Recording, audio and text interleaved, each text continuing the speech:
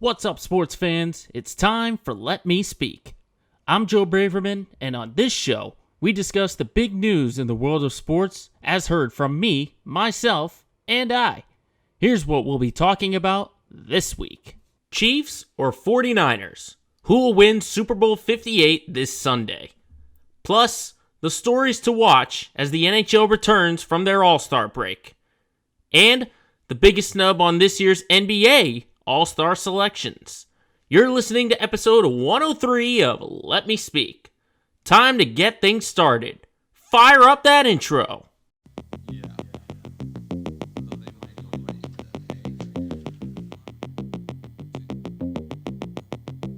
Let me speak.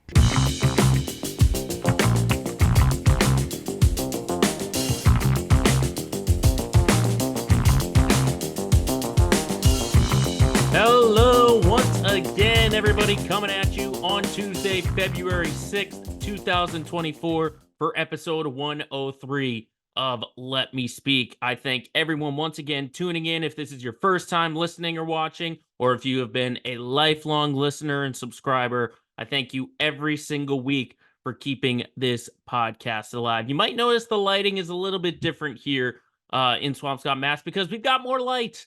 The sunset is now finally after 5 o'clock, and that just gets me so excited. And the sun is out. I mean, we've gone, I want to say this is the third straight day that there has been sunlight, and we had gone, a week or so maybe without seeing the sun. It had just been overcast, it had been rain, a couple of times for some flurries, but to actually see the sun, it just brightens the mood, brightens the day every single time. And of course, you can't get much more bright and excited than the Super Bowl. We're finally here, less than a week away. We'll be going out to Las Vegas this Sunday for the Chiefs and the 49ers. A nice little rematch of Super Bowl 54 from 2020. And I was doing before sort of figuring out the notes of what I want to talk about and talk about the keys for the game, I kind of reflected back to that game 4 years ago. Obviously, it was before the world went crazy and turned upside down via the pandemic.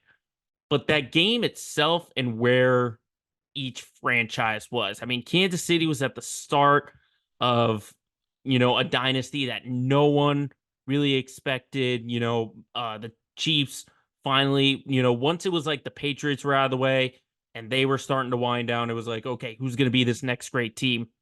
And Kansas City just seemed lined up for it. Andy Reid was going for his first Super Bowl in his second attempt. And just the way Kansas City was, they were like a revelation. It was like when Steph Curry and the Warriors broke through. It was like when Tom Brady and the Patriots broke through.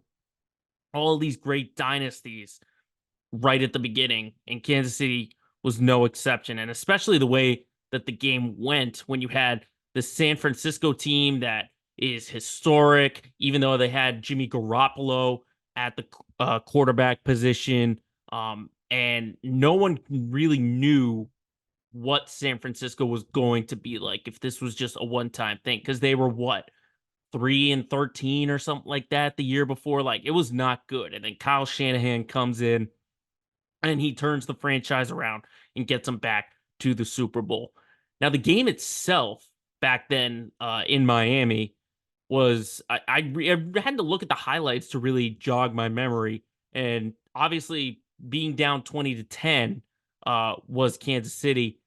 I mean, it's basically what we saw the Patriots do against the Seahawks, so it was like, yeah, it was a 10-point lead, but considering the offense and how lethal it was, I don't think anyone really had any doubts as compared to the last time a team was down 10, whatever, for the first time.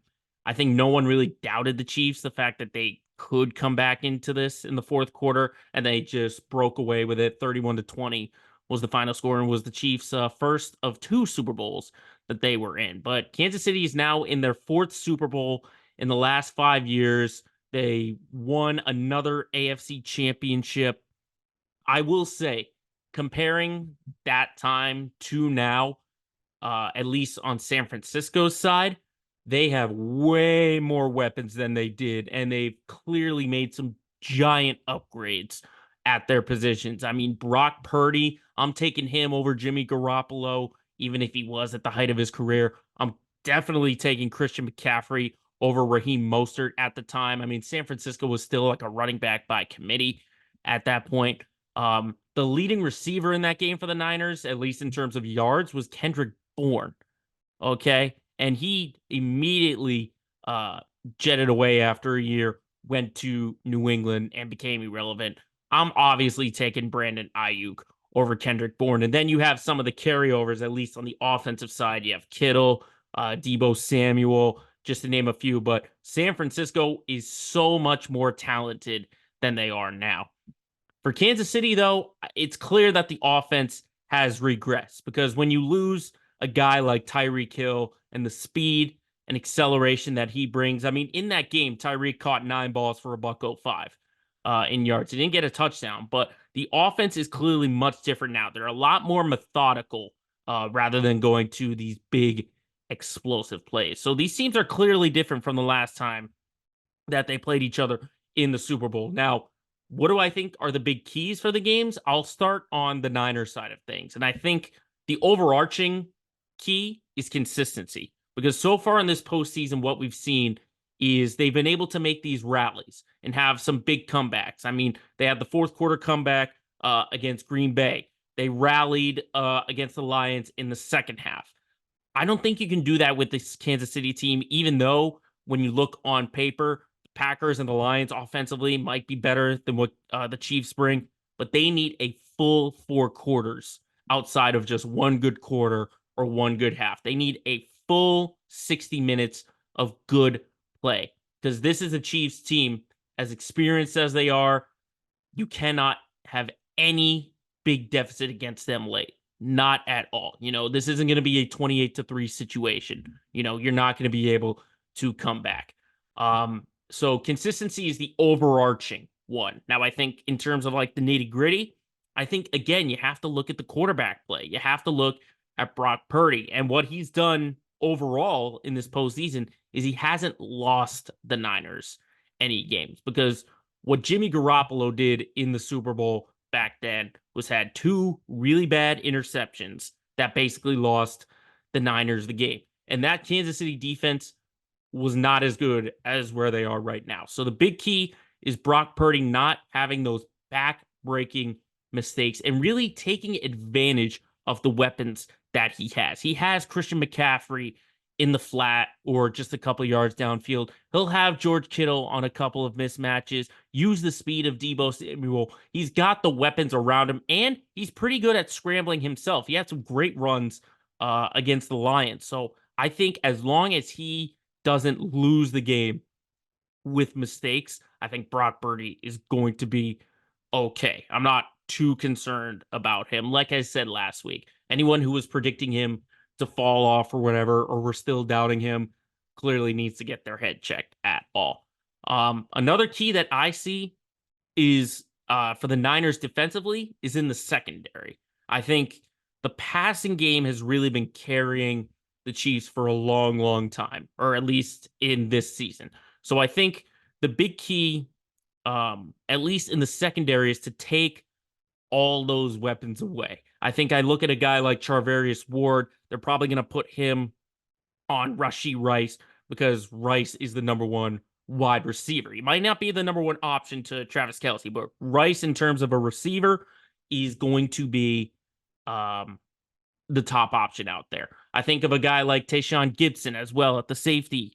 He's going to have some really good communication because Mahomes has done a good job in this postseason of utilizing his tight ends, using the flat game, able to just swing it out to Pacheco or whoever it may be and let them make plays. So I think there needs to be some communication there, especially from Gibson at safety, going down to the linebacker like Fred Warner, and then at the pass rush with Chase Young, Bosa, and so on. So I think the communication defensively has to be spot on because Mahomes, while the talent may not be there in terms of his weapons, he will still get the ball to those weapons. So communication is going to be key. I think Warner is probably the best linebacker that the Chiefs have faced. So I don't think it's going to be easy swing passes out there. I think Warner has to be on top of his game. Same thing with Greenlaw as well in the linebacker. So I think pass rush, I'm not too concerned about.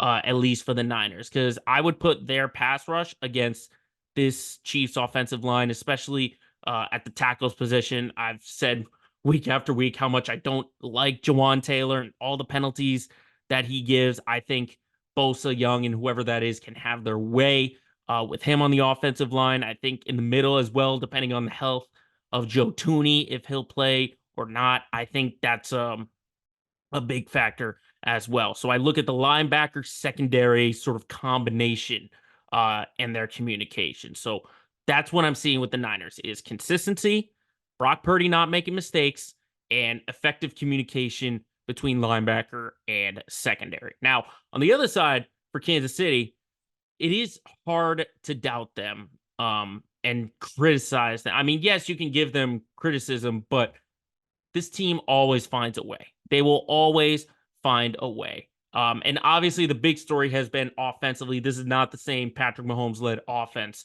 that we have seen in the past. So, what I am really looking for knee deep in that offense is a big game from Isaiah Pacheco. I think Pacheco, the way he's been able to run the ball and have been able, as I said, to catch the ball out of the flat on these short check down plays, I think that's big. But I think at least rushing the ball, he needs to have a big game. I mean, he hasn't hit triple digit rushing yards yet this postseason. So I think he's going to need a very strong running game and just the running game in general from the Chiefs between him, Edwards-Helaire, sometimes Jerick McKinnon as well. I think they need a really strong running game because then it can open up Patrick Mahomes and the offense to really let the ball loose and let that offense go nuts. I think what I talked about with the Niners defense is they will at least take Travis Kelce away for a half, which is what we saw against Baltimore. You saw how effective Travis Kelce was in that first half. He caught the touchdown.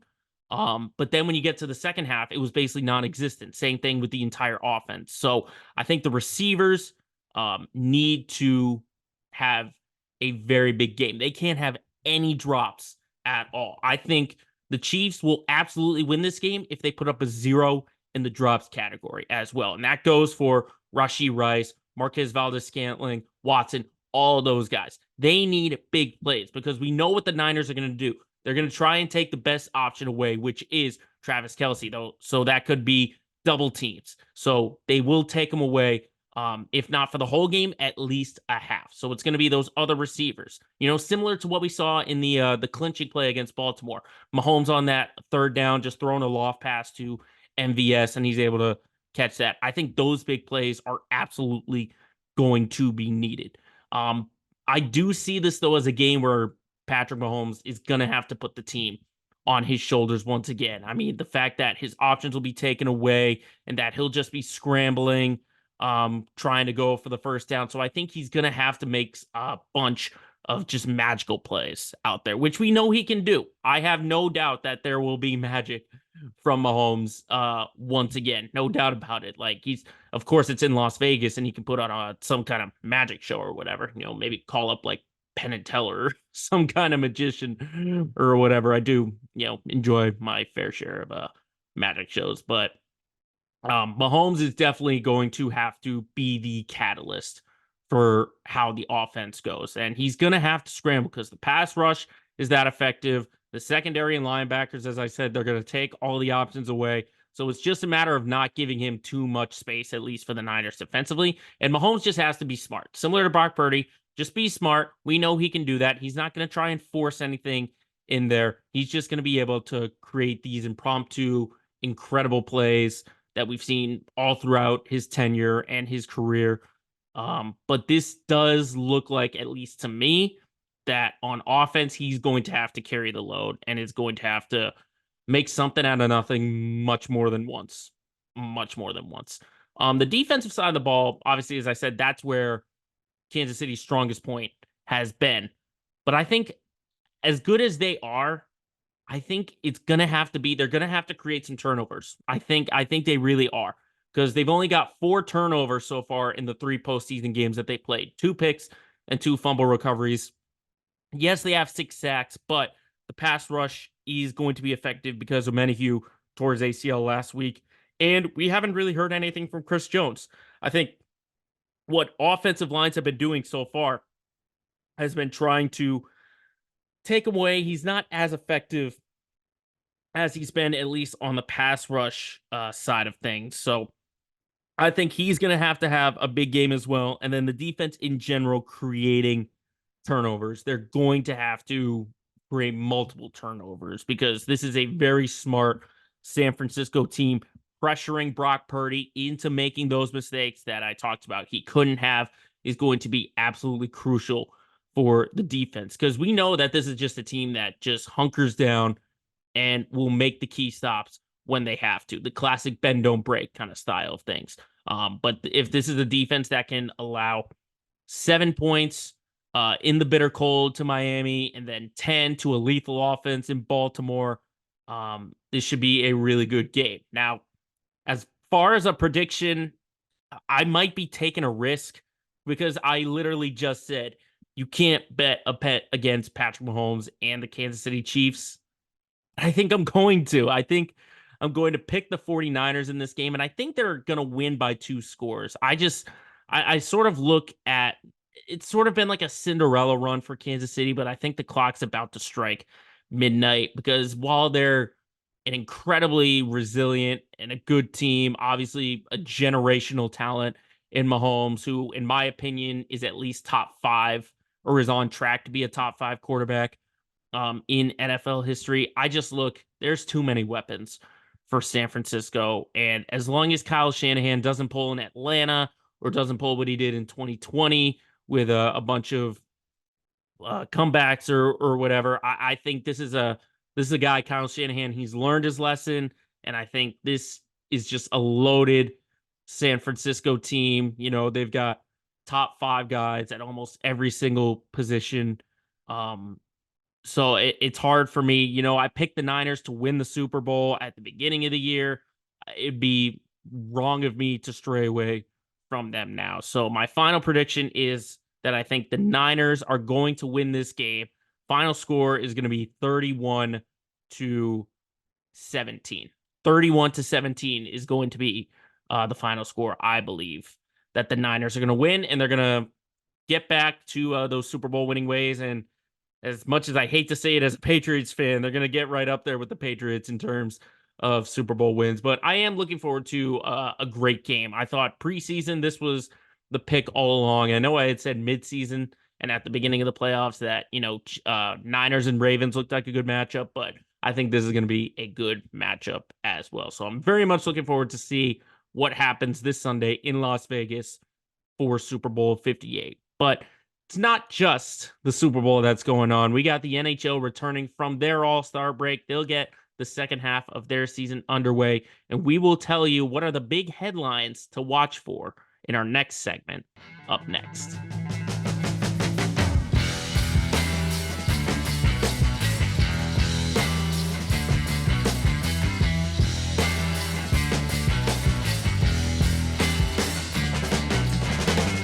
So while the world wants to talk about the Super Bowl and Travis Kelce and Taylor Swift and conspiracy theories, everything like that, it's not just the NFL and the Super Bowl that's going on in the sports world. Let's talk about the NHL because they are officially back from their All-Star break. Their first set of games was last night, but most teams will be getting back to it tonight or tomorrow at some point, and the playoff push officially begins, which, by the way, will turn into their Olympic break in 2026. So that's going to be little something different in a couple of years. But before we get into the second half storylines, I just want to say, in terms of the All-Star festivities that they had, I like that they returned to the player draft. That was a little bit fun, but I wish it wasn't as clustered, I guess, as it was. I don't think it needed to be like in that arena. I thought like a little theater hall or whatever in Toronto was fine. And then you had everyone mic'd up and you couldn't really like hear the conversations or whatever, you know, and then just some awkward celebrity involvement. I mean, you had Michael Bublé straight up telling you, "Oh yeah, I'm on shrooms right now." um which was fun. I think that could be changed with the draft. I like the skills competition. I'm always a big fan of those sort of competitions where it's like, you know, dunk contest, NBA, home run derby. I wish they did a little bit more of that. So I did like that. And then the game in general, I mean, it was in Toronto. Like what more do you want than a couple of Maple Leafs? Um, winning the games. But I thought overall, it was steady All-Star break in Toronto. Obviously things could have been a little bit different. As I said with the player draft, but overall watching it, I was entertained. I would say myself, I'd like the breakaway challenges that they have where they could get a little bit creative. That's back in my day when like Patrick Kane was doing stuff like that and Ovi was wearing like a Australian hat or something like that. I don't know what it was, and he had two sticks or whatever. That's back in my day, which is I'm dating myself for the knowledge of my hockey. But obviously it's nice to see the players have some fun because now the grind really begins.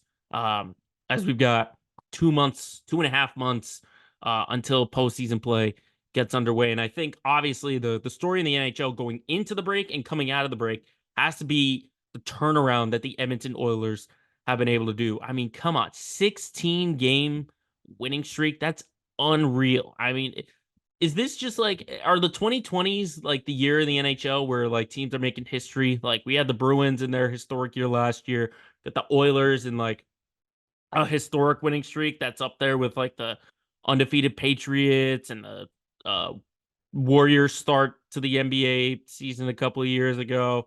Like, is this just the history that's going down? Now you do have to keep in mind that the Oilers are still third place right now in their division, so they're not, they didn't ascend right to the top. And I think the break did kind of hurt them a little bit. I don't expect them to win any more games, maybe get like two more of them under their belt.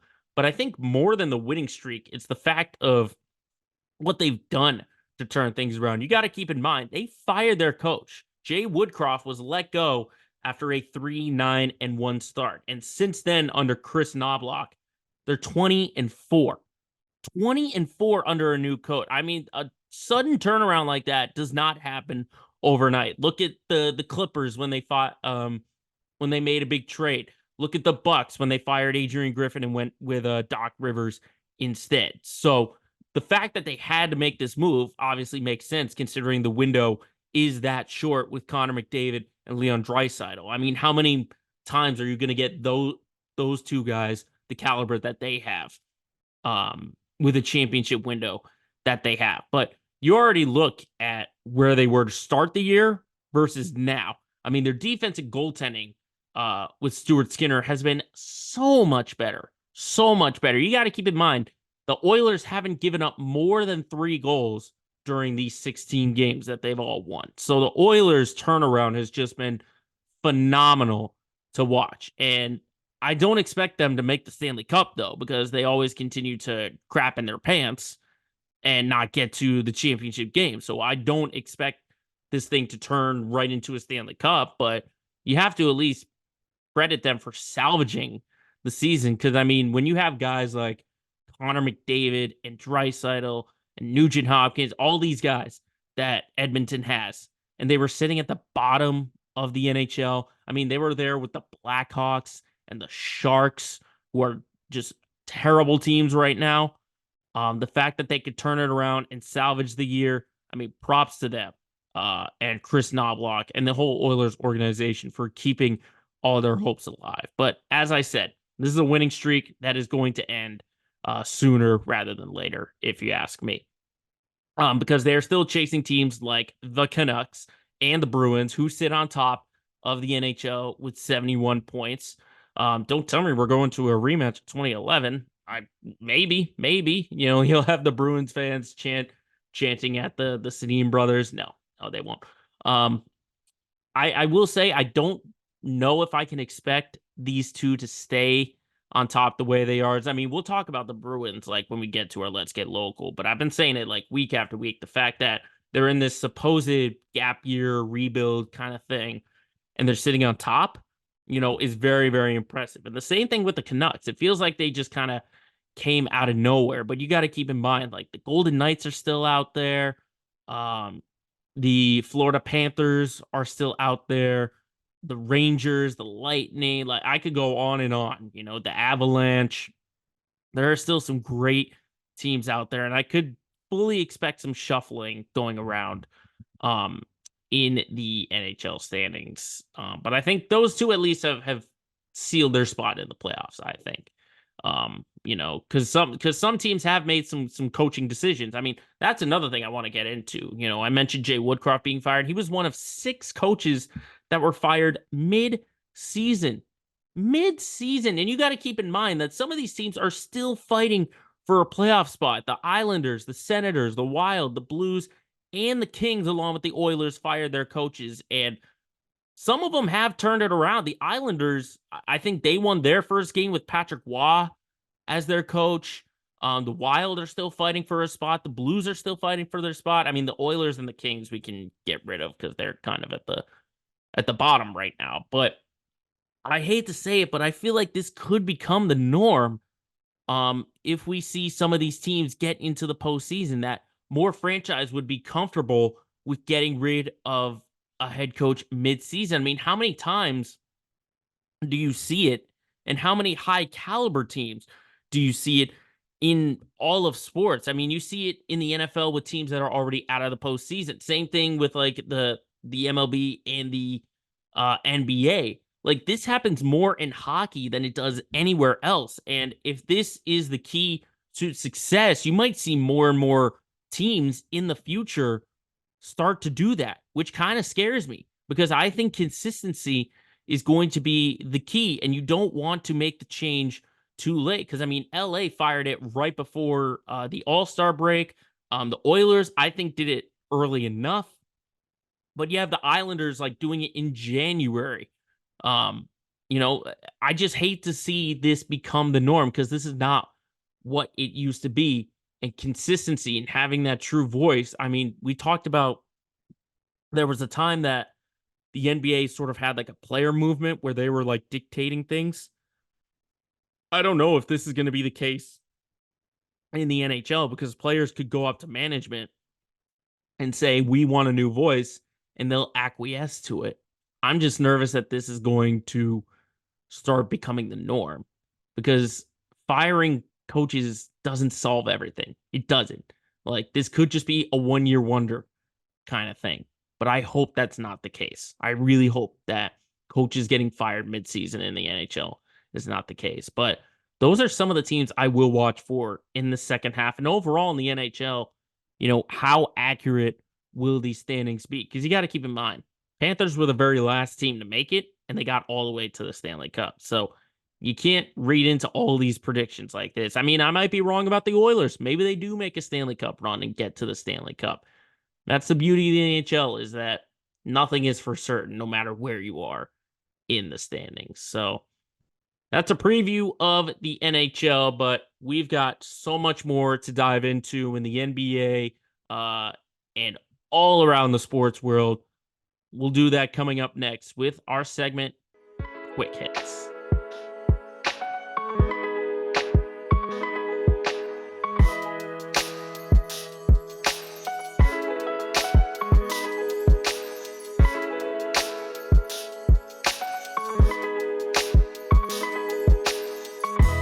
We have got more stories to hit on, so let's do that in our Quick Hit segments. And we're going to circle back to the NFL and talk some off-the-field stuff because there are now officially no more head coach openings in the NFL as Seattle and Washington made their hires last week. Mike Macdonald goes from defensive coordinator of the Ravens to head coach of the Seahawks. And I think it's a good hire because I think really since the Legion of Boom days have gone out, they've really needed to focus on their defense, and they did rebuild it a little bit this past year. I thought the drafting of Devin Witherspoon was a really good pick. I mean, they do really need to, at least in this offseason, focus offensively quarterback. They'll obviously have Kenneth Walker, and they'll have all their receiving options, but I think they can primarily focus on quarterback, but more so defensively. So I think Mike Macdonald is a good pick. And then we have Dan Quinn getting another shot at head coach as he goes to the Commanders. I sort of question this because I don't think Dan Quinn, he can be a good coach for like a year, but if you give him some time, you got to remember, this is the guy who was the head coach during 28-3. That's all you got to say right there. I mean, granted, Kyle Shanahan is on the verge of a Super Bowl, and he was the coordinator during that time.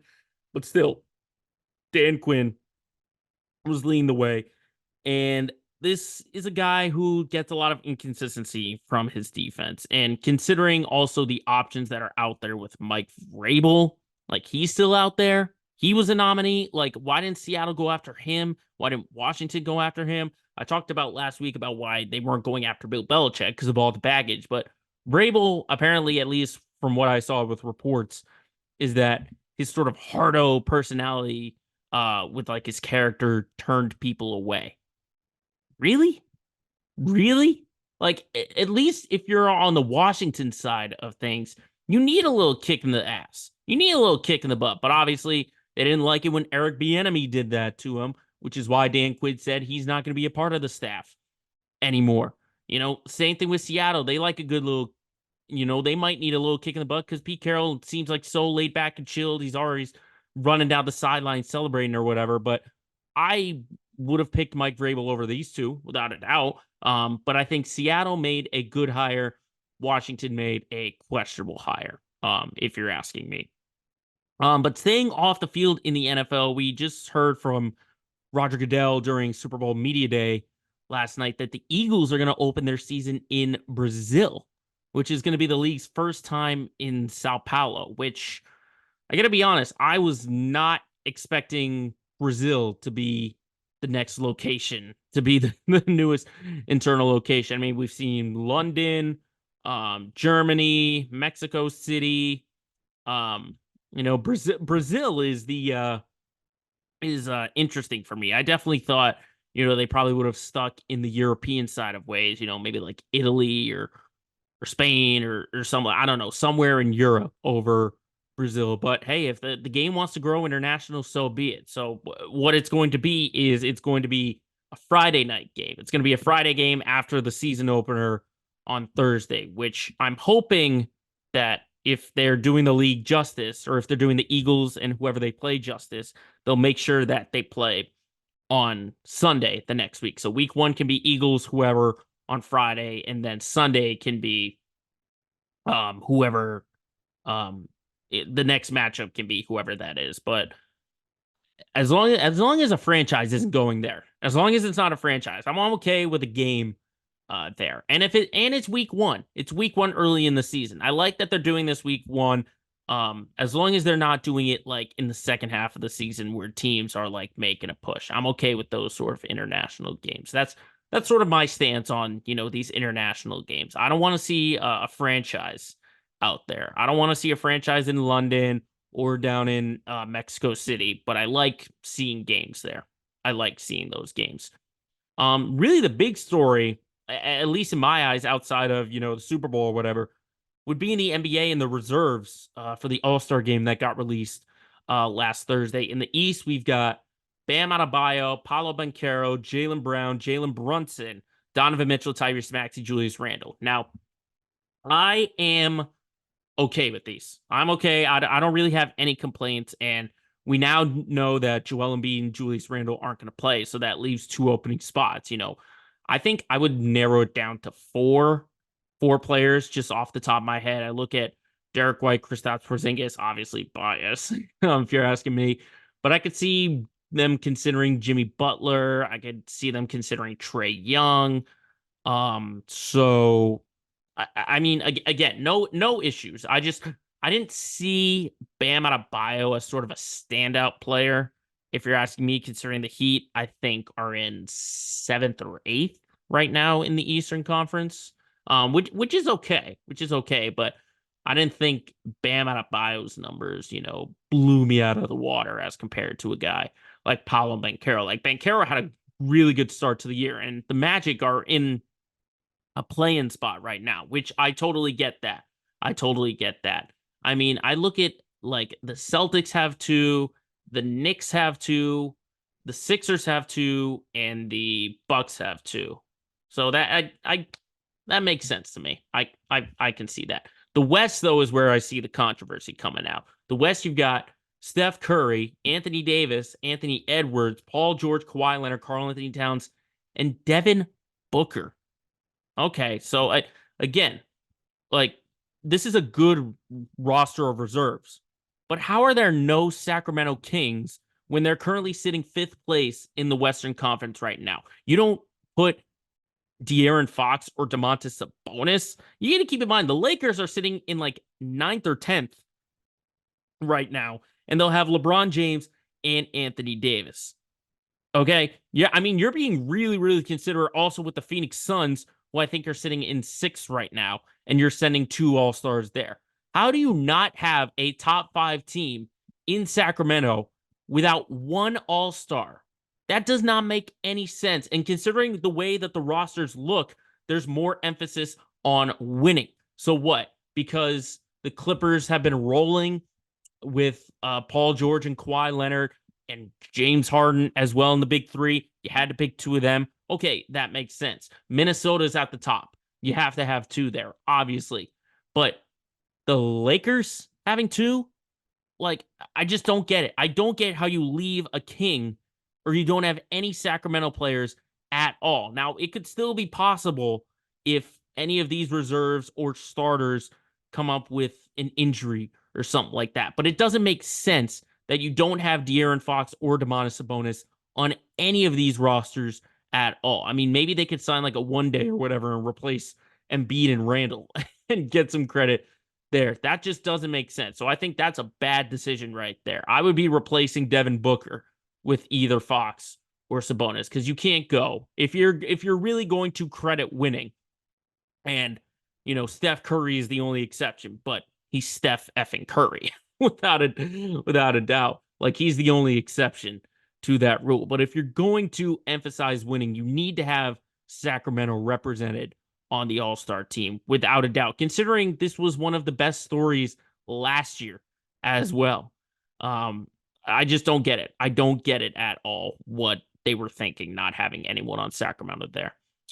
Shifting over to baseball, it seems like, we've moved from 1 big signing a week to now 2 big signings. And, the trucks are already leaving. And by the time pitchers and catchers report, there still might be some big names out there on the market. But a name that just signed a big contract in-house yesterday was Bobby Witt Jr., former Rookie of the Year. How about this? 11 years and $288 million.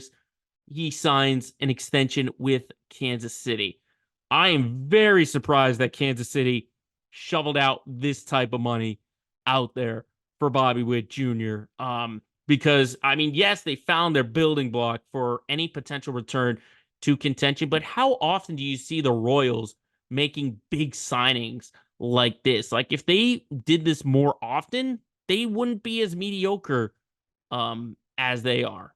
My guess is that they were probably scared by the fallout that they had after winning the World Series in 2015. It was like they won that championship and boom, they went right back down to the cellar. And I think the only guy they still have on that roster is Salvador Perez, but he's nearing the end of his tenure. I think at least in age side of things. So I'm shocked that the Royals decided to make this signing, make it official, and lock down Witt Jr. He is a shortstop, and it's kind of hard to build a team around a shortstop, but he's a 30-30 guy. He made the All-Star team. I think he's got a Gold Glove. Don't correct me on that, but I'm surprised that Kansas City decided to shovel out this kind of money out there. Not saying Bobby Witt Jr. is a bad player. He's fantastic, but the fact that the Royals would shovel this kind of money out for him does surprise me in a little bit. And then this last story, I hate to end it on a somber note, but I do have to mention the passing of Carl Weathers. Of course, if you don't know, he passed away at 76 at the end of last week.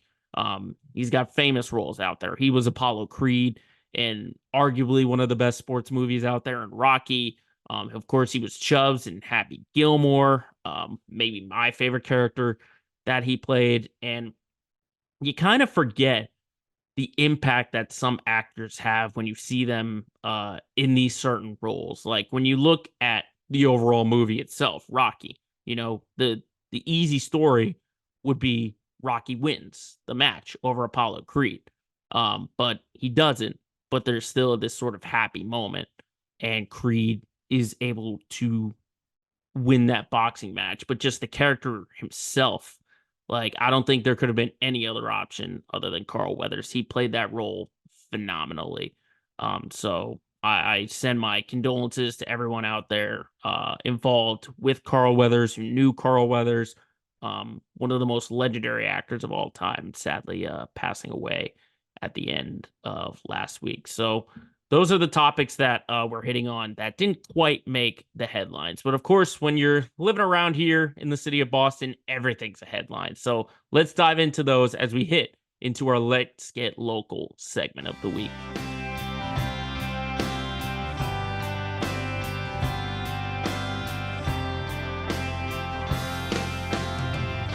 This is our city.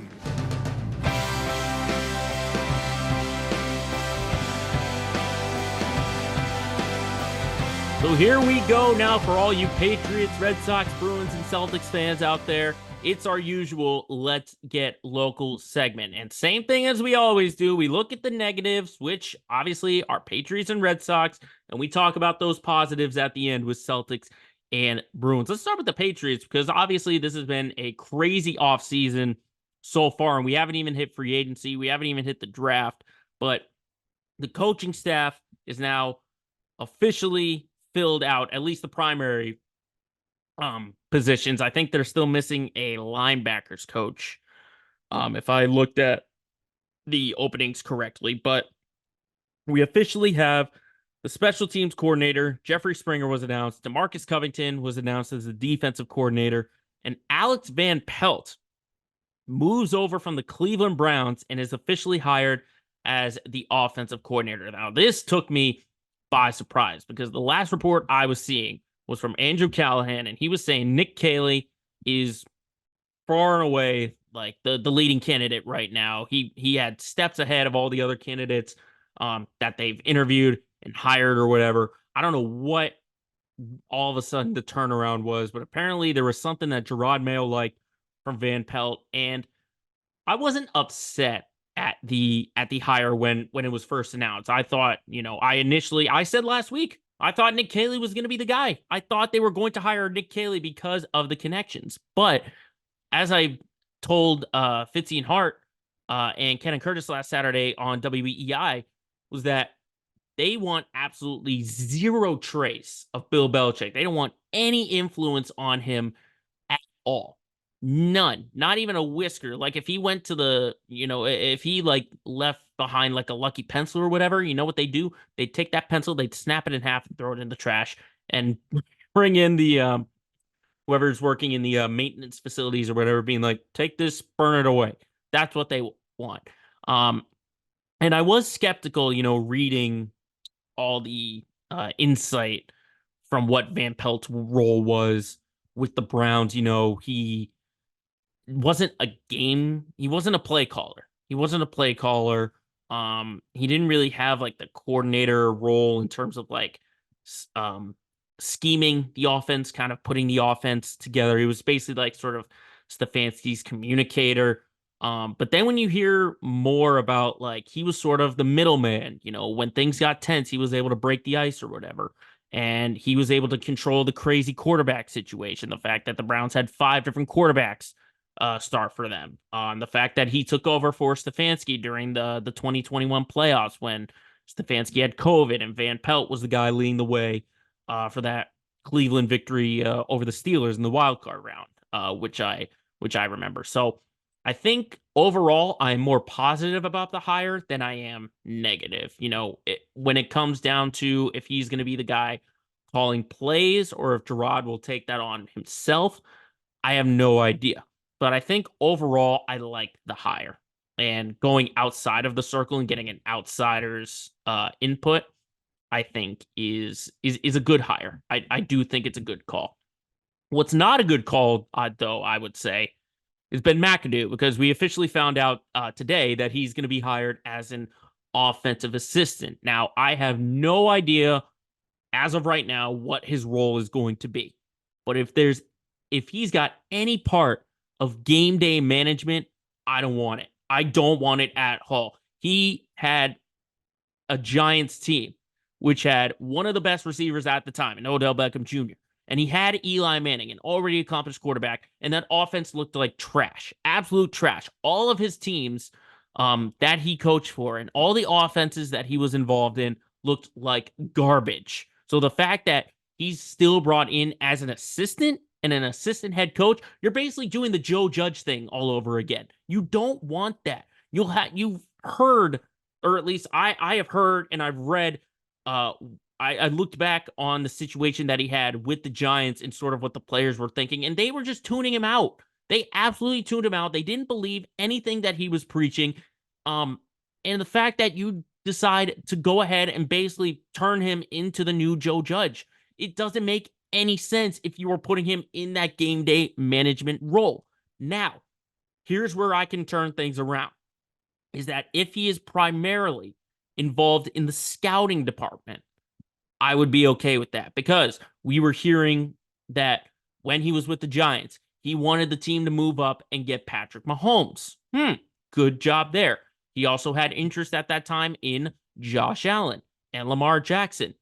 If I'm being correct, that scouting so far is 3 for 3, because all three of those quarterbacks have panned out. And he just basically was in a fight with the general manager and ownership in terms of going after a quarterback, because instead they decided to saddle up with Daniel Jones. I know Jones was after McAdoo's times, but his eyes for quarterbacks has been really good in recent memory.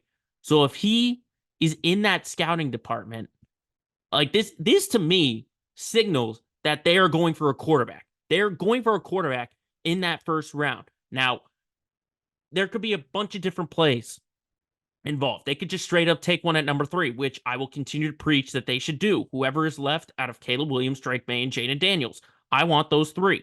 Either one of those 3. Whoever's left, I want to see them take it. Or what they could do is take Harrison Jr. at 3, maybe trade into the first round and get a later quarterback. That's not the option that I want them to do, but that's an option that they could do if McAdoo decides to suggest it. So if he is primarily in the scouting department and is just looking for a quarterback in that draft, I will take him. I will gladly put up with it.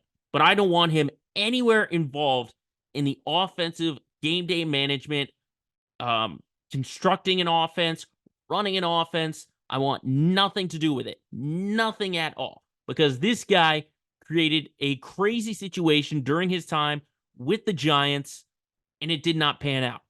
And his time with the Panthers as offensive coordinator did not pan out.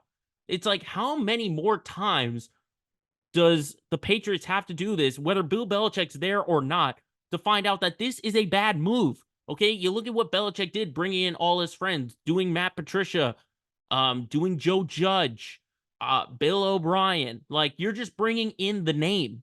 You're not bringing in the resume. You know, this is like the least amount of that when you're putting that in the category of Judge, O'Brien, Patricia, that kind of stuff. He's at the bottom of the list because he's not an FOB. He's not a friend of Belichick. But the scenario and the situation that he were involved in would turn everyone away in a heartbeat. Why do you think the Patriots were the only team that were looking to hire Ben McAdoo as an offensive assistant? He only lasted 1 year with the effing Panthers, for goodness sake. Okay? So this could blow up in their face, or it could work out well if he is correctly scouting and picking the right quarterback. So that's the only reason I'll put up with it, is that if he is involved in the scouting, that's it. That is it. I don't want him anywhere involved in any kind of game day management, whether it be on game day or in preparation for game day. So that's your Patriots news of the week. Again, when it looks like things are looking pretty good with the hiring of Alex Van Pelt, boom, you have Matt Groh, Elliott Wolf, or whoever it may be making the call to bring in Ben McAdoo, which is 1 step forward, 2 steps back, if you're asking me. But I mean, it could be worse. They could be the Red Sox trying to look for some PR out there, which is what I fully believed happened when Fenway Sports Group announced that Theo Epstein will be back as a senior advisor. Now, everyone got so excited, being like, The guy who broke the curse in 2004. He gave us 2 championships. He broke the Cubs curse. Maybe the greatest executive in MLB history is back. Let's hit the break. Let's pause, because unless they are giving him the keys to make these changes, this hiring does nothing. This, to me, totally looks like ownership trying to get in everyone's good graces. This is John Henry after putting out that statement with some kind of with the PGA investment that he had with Fenway Sports Group, and the statement that he put out there. This is him, Sam Kennedy, Tom Werner, everyone saying, we have had some bad PR. Let's get some good PR out there, and let's get Theo Epstein back. Okay, so this is Theo Epstein, and not only that, this is Theo Epstein's return to just get everyone in good graces. Theo doesn't need this. He doesn't need Boston. He could literally stop what he was doing right now, go retire down in Boca Raton, Florida, and just live his life. But what did he do? He broke 2 legendary curses. He implemented the pitch clock, which for right now is the greatest revolution in the history of baseball. He could literally die right now and he could go to the Hall of Fame. He doesn't need to do anything else. So the fact that Theo decides to willingly come here was interesting to me. It raised an eyebrow. And then you have Sam Kennedy coming out during Truck Day saying that it's just an interim stop and he won't be involved in the day-to-day operations. Well, you know what that is? That's another case of ownership blowing smoke up everyone's ass and trying to get everyone excited for something that is not going to be true. This is full throttle. It's expensive to have baseball players. Like, just come out and say the truth, for goodness sake. Like, actually have an investment. Instead, you decide to deflect it over to Theo Epstein, someone who's always going to have good PR with them. And don't get me wrong, whatever Theo does, it's not going to be his fault. It's going to be ownership's fault for putting him in this position. I initially thought that it was going to be Craig Breslow, who was still going to be the GM. He was going to make these moves, and then he was going to report to Theo. And if Theo sort of gives the nod of approval, then you could say it's a good move. But the fact is, if Kennedy's coming out and saying that it's just an interim stop, he's not going to be involved in day-to-day operations. I'm not expecting him to be the general manager. I'm not expecting him to overtake Craig Breslow or whatever, but at least he's going to have some kind of input in the Red Sox, because we don't have to. I mean, you even heard it in the quote when Theo was hired, that Fenway Sports Group, great job by Chris Cotillo, who we had on the podcast a couple of weeks ago, and his partner at Mass Live, Sean McAdam. The statement that they were saying is that they feel like they could have given more attention to the Red Sox that they deserve. Well, duh. I don't know why it took them this long to figure it out. So basically what they're doing is, okay, Theo's going to take care of the Red Sox side of things. We're just going to continue to do the same thing and let him take all the criticism. Let him take all the questions. Oh, no. Werner, Kennedy, and Henry do not get a pass in this.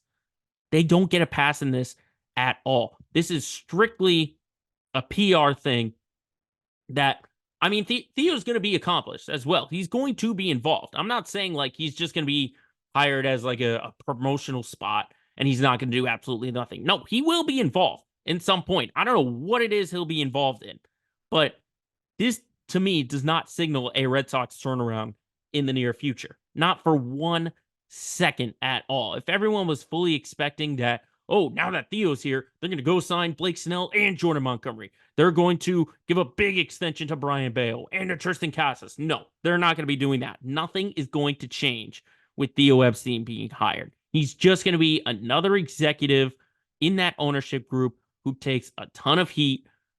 Even though he shouldn't, I still think everyone should put the heat on everyone but Theo.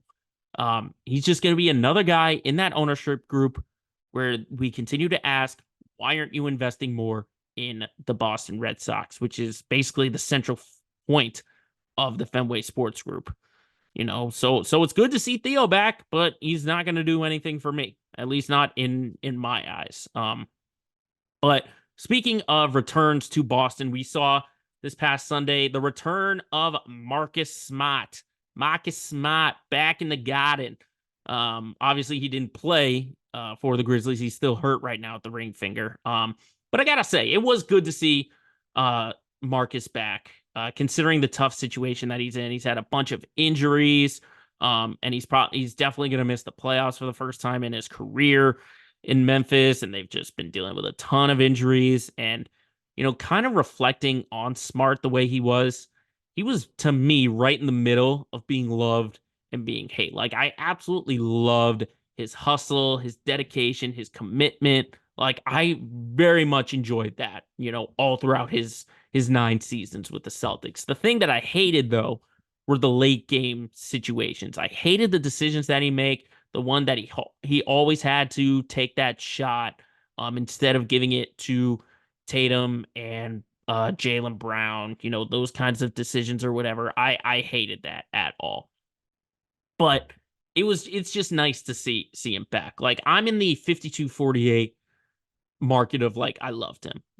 I really did. I always give credit to a guy who would dive on the floor, make those winning plays that most other guys wouldn't make. So it was kind of nice to see Smart back and to sort of look back on the times that he had. It wasn't a championship. Obviously, he's not going to be in that category of the Bird, the Pierce, Garnett, Rondo, that kind of thing. But it was just nice to sort of see him back, considering how long he was in Boston. But the other news coming out that kind of opened my eyes was Jaylen Brown thinking he's seriously considering participating in the dunk contest. Now, immediately I thought, this feels like a few years too late, because I would have loved to see him participate years ago, in his like second or third year, when all he was dunking, when Kyrie Irving was getting the shots and Jason Tatum was just breaking out. He was sort of that steady guy.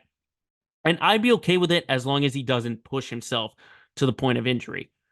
But then when you do a deeper dive into this, and then you look back into the Lakers' loss this past Thursday, where he only had 8 points the night that he was named a reserve in the All-Star game. To me, it gets me thinking, like, is all he's caring about right now are the accolades? Like, it's one thing to, like, be named to the All-Star team and, like, win a title, but if you're getting into the dunk contest, like, is really winning for the Celtics, winning a championship, like, the biggest priority out there right now? Because, I mean, think about it like this: the first part of the season where he really struggled, this came after he signed the big contract extension. Like, all he think about was care about the money? And then once, like, that sort of headline was out of there, he started playing well. And then when he gets named an All-Star reserve, he puts up a dud against the Lakers team that didn't have LeBron or Anthony Davis playing. And now he wants to go into the dunk contest. And it will. I'm not concerned about it right now, but if it gets to the point where he actually does participate in the dunk contest and then goes into the All-Star game, and then those first couple of games after the All-Star break, he's going to continue to put up duds, that's going to concern me a lot. It really will, if that is the case, because I'm starting to think that, I mean, I'm just going back to the Lakers loss. That was all on the players. They didn't have any motivation at all. They didn't put in any effort. They thought without LeBron and Anthony Davis that they were just going to walk over the Lakers. Lo and behold, it's more than just LeBron and AD who plays for Los Angeles. Time will tell if all Jaylen Brown is thinking about is just what he can put on his resume to a possible Hall of Fame career. Well, guess what? If you really care about accolades so much, a championship is the biggest accolade you can get. So maybe you should start focusing on that instead of doing stat padding and adding all-stars to your list and a dunk contest champion to your list. All right, let's just think about it like that. So only time will tell, at least to form my opinion on where that could go. And then just quick note on the Bruins before we end this segment. We were originally supposed to have Bridget Prue on the podcast, but plans had come up and we'll have her on next week. But at least for the Bruins to start their playoff push tonight, I think, like I said last week, defensively and goaltending, got to find that consistency. Pasternak has to show up in the postseason.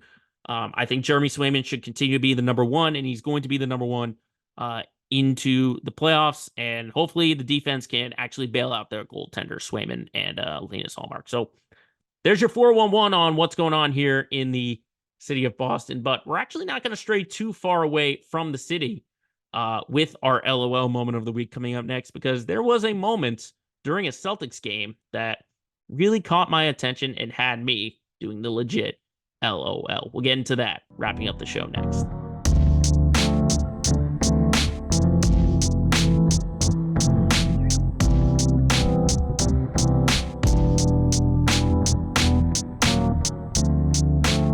And now to wrap up our show, as we always do, we get on the lighter side of things and look at our LOL moment of the week. Now, this one needs a little bit of context, so just bear with me on this.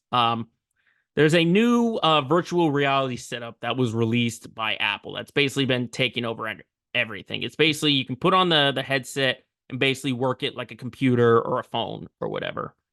So then you start to see some viral videos going out of people like actually using it. You know, it could be people literally like I could be right here and I could be like composing an email or whatever while I'm podcasting or whatever. So we now fast forward to the Celtics game where we see a fan at courtside, and we'll show the video for everyone who's watching on YouTube. This fan had this thing on courtside during the Celtics game, and he was basically using it, and he was like simulating a basketball or whatever. He was like playing basketball, like he's literally standing up at courtside, and he's like faking going between the legs or whatever. Maybe it's like a game or something that's on it's like an application or whatever, and he's like it's like a basketball game or whatever. But it was just it's funny. Like I go to a game, and if I was sitting at courtside, I wouldn't be having anything. I wouldn't be getting on my phone. I wouldn't be on a computer or whatever. I would be there and I would be in the moment. But you have this fan literally putting on the VR set, and he's simulating basketball, then watching it on the pro level, only feet away from his vision. It was I literally like laughed. I legit laughed out loud when I saw this. I was like, what are you doing? It'd be one thing if like this was like someone in like the balcony or whatever, or it's like court level, but this dude was at courtside and he was using it. It was just so funny for me to watch. But I will say nothing will beat the video of the guy on the New York subway absolutely using it. He was literally like typing a computer or whatever. It was like he was using a computer, and it looked totally normal on the New York subway, and you just had everyone sort of giving a double look, like what the heck is that? So I mean, I'm not a fan of virtual reality at all. I've never used the virtual reality set, but if this is what people want to use, so be it. I just wouldn't use it courtside at an NBA game, because it is one of the most prestigious things out there. Like if you want to use it like on your couch or whatever, you know, go ahead and do that. And it does look cool. I mean, I'd like to try it at least, but I'm not gonna, you know, own it or whatever. I'm not gonna, you know, head to the Apple store and now trade in my MacBook Air for this Apple VR set. Mainly because I need this laptop to keep doing these podcasts out there. And then I just don't like virtual reality at all. So this fan, for taking the courtside experience to a whole nother level, I guess you could say, has landed himself into this week's LOL moment of the week.